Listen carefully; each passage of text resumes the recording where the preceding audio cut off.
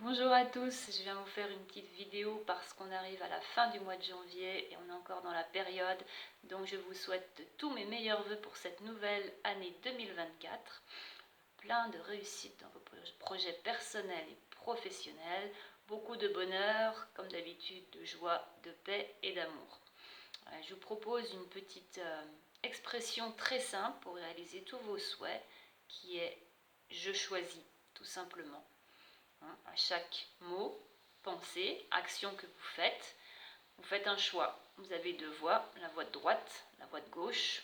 Il faut toujours faire un choix. On ne peut pas rester stagné et attendre que ça se passe. Dès qu'on est devant un choix, soit on va à droite, soit on va à gauche. On doit faire un choix.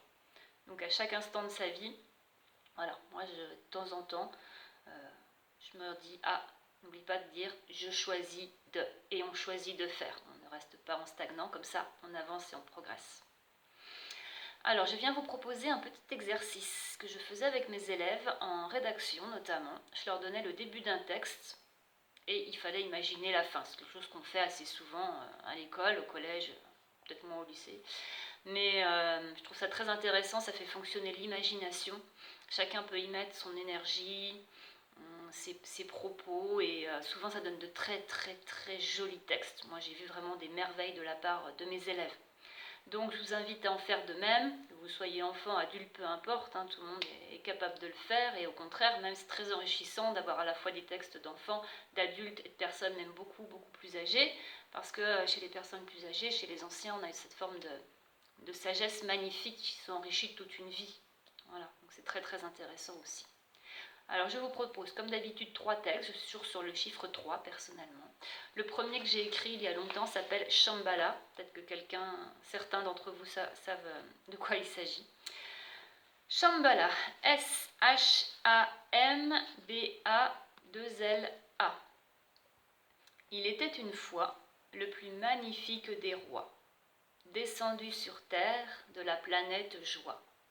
À cette époque, parfaite, lointaine, il rencontra une reine, la plus sage, la plus jolie, la plus sereine. Leurs étreintes, bénies par l'amour, donnèrent la vie un beau jour à une princesse, à un prince, à une sorcière.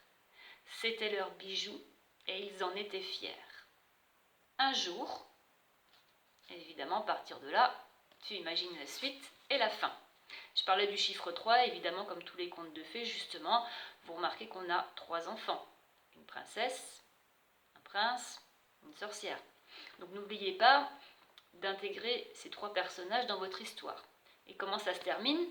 Ça se termine bien, c'est un conte de fées. Donc il faut une très jolie fin. Voilà. Donc laissez aller votre imagination, imaginez ce qui va se passer dans l'histoire et comment ça se termine surtout. Ensuite, un petit peu plus triste, et justement, c'est très triste à la fin, il faut que ce soit magnifique. Pardon, j'ai dû inverser là. C'est très, très triste au début, et donc à la fin, il faut, waouh, que ce soit résolu, que ce soit magnifique, que ce soit le contraire dans un conte de fées.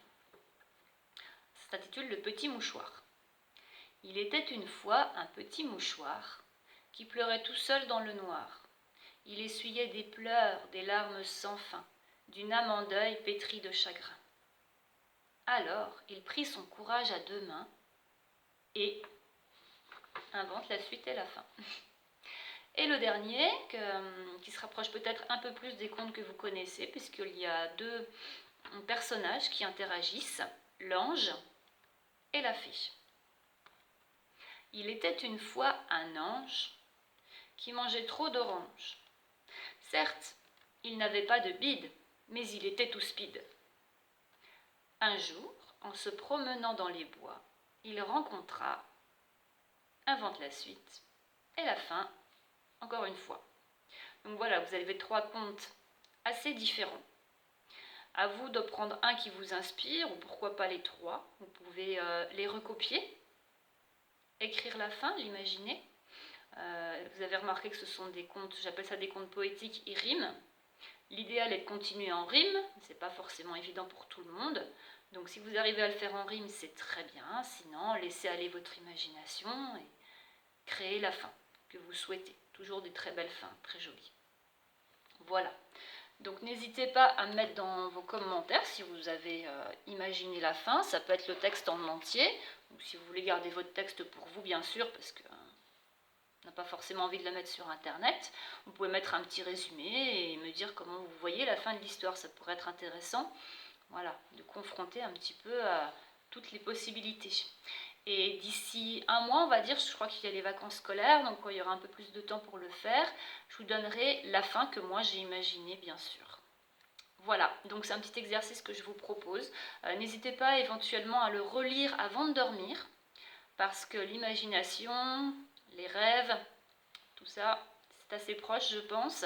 Et peut-être que dans la nuit, vous partirez au pays des rêves de votre imagination et que vous aurez la fin, vous visualiserez la fin de l'histoire. On vous donnera la fin de l'histoire, en tout cas la fin que vous vous imaginez. Voilà. Mon actualité pour terminer, le dimanche 4 février donc 2024, cette année dans 15 jours à peu près je crois, je participe au Salon du Livre de Saint-Nicolas-de-Port qui est organisé par la MJC, qui aura lieu à la salle des fêtes, il me semble, de 10 à 18 heures, où je vends mes recueils de poèmes. J'ai écrit une trilogie de poèmes d'amour que je vais vous présenter, comme ça vous les aurez vus. Donc le premier, celui-ci s'appelle J'aime, évidemment un jeu de mots, j'aime beaucoup jouer sur les mots, c'est très amusant. Voilà. Il y a des gens, c'est vraiment tout un art de jouer sur les mots évidemment. Donc voici J'aime, vous le retrouverez aussi sur mon site pro à la page Mes livres si vous voulez le voir en détail. Et avec le livre, j'offre un marque-page que j'ai fait en calligraphie. Voilà. Donc devant, on a le dernier poème du recueil et derrière, le titre du recueil avec mon pseudonyme de Plume. Voilà, J'aime.